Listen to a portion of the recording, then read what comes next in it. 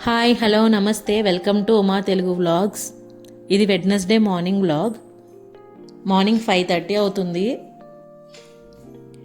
ఈ వీడియోలో 5:30 to 9:30 వరకు వ్లాగ్ ఉంటుంది. మీరు ఇప్పుడు చూస్తున్నది నార్త్ సైడ్ విండో అనమాట. ఇందులో 9 వరకే ఎండ వస్తుంది లోపలికి.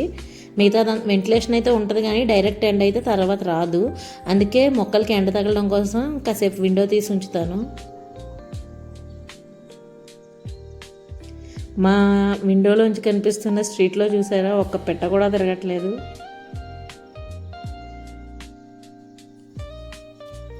వాటర్ని ఫ్లోర్ మీద కూర్చొని తాగుతున్నాను. ఈ మధ్య కొంచెం హెల్త్ ఇష్యూస్ ఎక్కువగా ఉంటున్నాయి. వెయిట్ కూడా చాలా గెయిన్ అయ్యాను.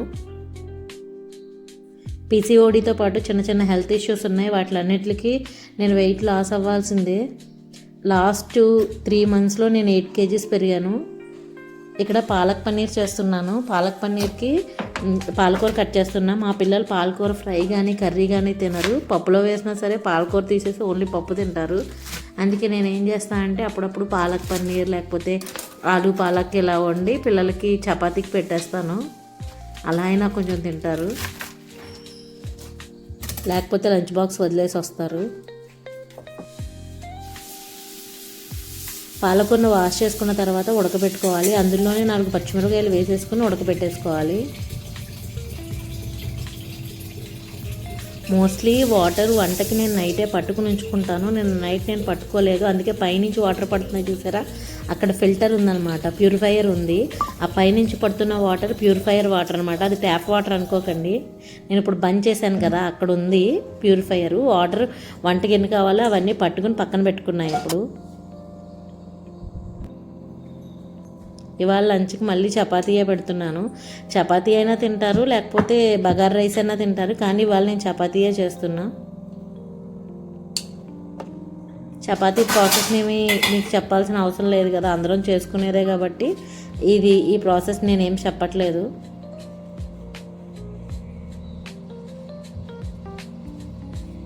వెయిట్ లాస్కి చాలా రోజుల నుంచి చాలా రెసిపీస్ ట్రై చేసా, ఏది నాకు వర్కౌట్ అవ్వలేదు. ఈవెన్ కొంతమంది పుల్కా తింటారు. నా బాడీకి పుల్కా పడుతుందో ఏమో, ఇంకా పుల్కా తింటే ఇంకా వెయిట్ గెయిన్ అవుతాను. తినేవి 2 పుల్కాలైనా సరే. అలా అని వెజిటబుల్ తింటే కళ్ళు తిరిగిపోతాయి. నేను లాస్ట్ 6 months నుంచి వెయిట్ బాగా గెయిన్ అయ్యాను. మోస్ట్లీ 8 kgs వరకు గెయిన్ అయ్యాను అనమాట. రీజన్ ఏంటంటే నేను ఇదివరకు డైటింగ్ బాగా చేసేదాన్ని. అసలు రైస్ తినేదాన్ని కాదు. మెంతి వాటర్ కూడా డే అంతా తాగేదాన్ని. చాలా జాగ్రత్తగా ఉండేదాన్ని. అందుకో ఏమో అప్పుడు నాకు ఈ ప్రాబ్లం లేదు.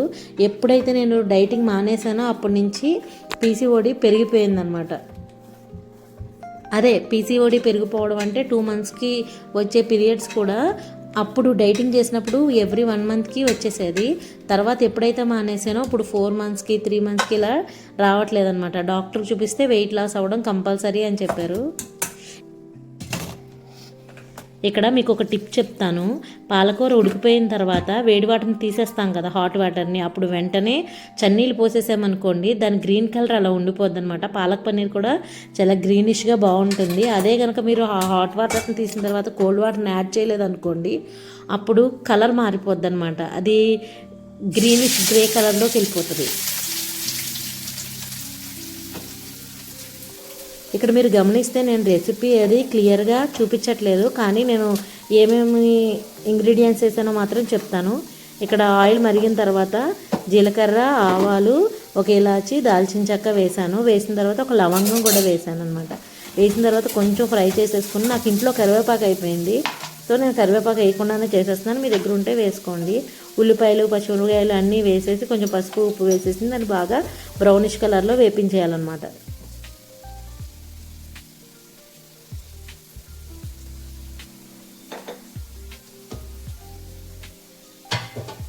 నాకు బ్యాడో గుడ్డో తెలియని ఇంకో హ్యాబిట్ ఉంది. అదే ఆయిల్ బాటిల్ కడగడం. ఎలా కడుగుతానంటే అది కూడా ఆయిల్ ఫిల్ చేసేసిన తర్వాతే కాదు, ఈవెన్ కర్రీ వండేసిన తర్వాత ఒక్కసారి ఆయిల్ బాటిల్ పట్టుకున్నాను అంటే దాన్ని కడిగేస్తాను అనమాట. పైన చిన్న క్యాప్ ఇచ్చారు కదా, అది క్లోజ్ చేసేసి పైన సోప్ రాసేసి మొత్తం వాష్ చేసేసుకుంటాను. ఆయిల్ బాటిల్లోకి వాటర్ వెళ్తాయి అనుకోకండి, అస్సలు వెళ్ళవు. ఇది నేను కొన్ని ఇయర్స్గా ఫాలో అవుతున్న టిప్ అనమాట.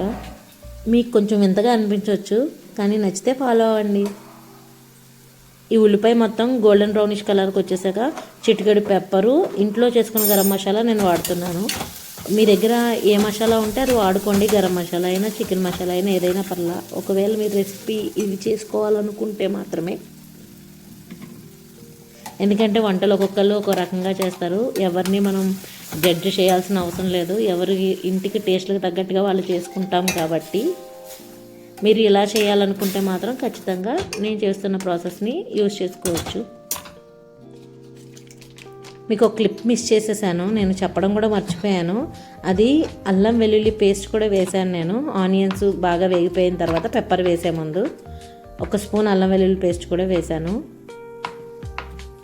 మిక్సీ పట్టిన పాలకూరని వేసేసుకున్నాం కదా, అది వేసుకున్న తర్వాత కొంచెం వాటర్ వేసి దాన్ని ఆ పచ్చివాసన పోయేంత వరకు బాయిల్ అవ్వనివ్వాలి. ఇప్పుడు పన్నీర్ ముక్కలు, నేను ఎప్పుడు పన్నీర్ని ఫ్రై చేయను అనమాట, డైరెక్ట్గా కర్రీలో యాడ్ చేసుకుంటాను. ఎలా అయితేనే స్మూత్గా అనిపిస్తుంది నాకు, అది కొంచెం రబ్బర్ లాగా అనిపిస్తుంది.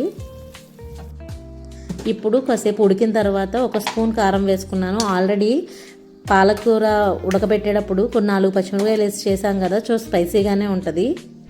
ఇక్కడ మీరు గుర్తుపెట్టుకోవాల్సింది ఏంటంటే పాలకూర పేస్ట్ చేసి వేసాము కాబట్టి కొంచెం కారం కూడా మీకు తగినట్టుగా వేసుకోండి. ఎందుకంటే ఈ పేస్ట్ చేయడం వల్ల ఏంటంటే ఆకుకూర కొంచెం చప్పబడిపోద్ది.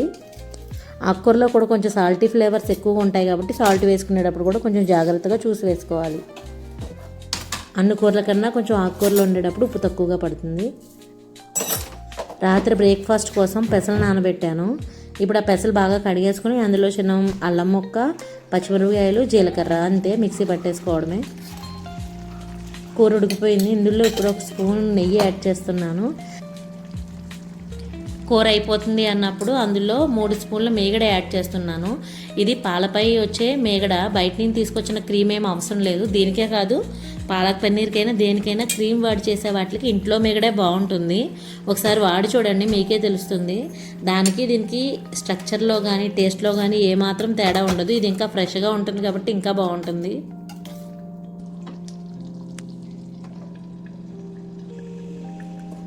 అంతే, కర్రీ అయిపోయింది. ఈ మిక్సీ పట్టిన పెసరపిండిలోనే కొంచెం పసుపు, కొంచెం ఉప్పు యాడ్ చేసేసుకుంటున్నాను.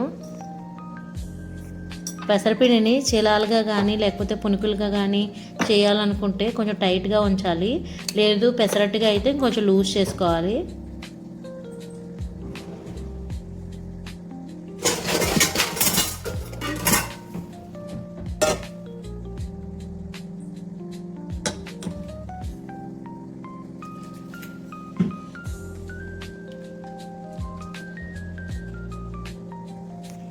నేను దీన్ని పెసరట్టు కోసం తీస్తున్నా కాబట్టి కొంచెం అందులో వాటర్ వేసుకొని కొంచెం పలుచగా చేసుకుంటున్నా. పలుచగా అంటే దోశలు అంత పలుచగా కూడా వేసుకుంటే పెసరట్టు రాదు. పిల్లల స్నాక్స్ బాక్స్లో కానీ శాండ్విచ్ ప్రిపేర్ చేస్తున్నా. దానికోసం చిన్నగా కట్ చేసుకున్న క్యారెట్లు, 1/2 ముక్కు కీర చిన్నగా కట్ చేశాను. 1 క్యాప్సికమ్ కట్ చేసి, టమాటా సాసు, ఇంట్లో మైనీస్ ఉంది, మైనీస్ వేసాను. ఇంకా ఆరిగానో ఉంది, ఆరిగానో కూడా వేసేసి కొంచెం పెప్పర్ పౌడర్ వేసేసి మిక్స్ చేసేసేయడమే.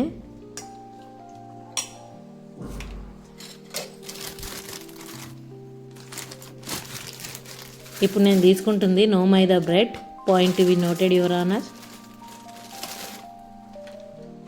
టేస్ట్లో చూస్తే మాత్రం వీట్ బ్రెడ్ కన్నా మిల్క్ బ్రెడ్డే బాగుంటుంది. మీరేమంటారు? అబ్బా చెప్పారులేండి నీతులు అనుకునేవాళ్ళు చక్కగా మిల్క్ బ్రెడ్ వాడుకోండి. లేదు మేము 100 ఏళ్ళు బతికేద్దాం అనుకునే వాళ్ళు వీట్ బ్రెడ్ కూడా వాడుకోండి. ఇది కంప్లీట్లీ ఆప్షనల్. అందరూ వీట్సే కొంటే రెస్టారెంట్లు ఏమైపోవాలి చెప్పండి. మరి నేను ఎందుకు కొన్నాను అంటే ఈరోజు మూడు ఇది ఉంది కాబట్టి. మరి చీజ్ వేయాలంటే టోస్ట్ చేయాలి కదా, చీజ్ వేయొద్దా?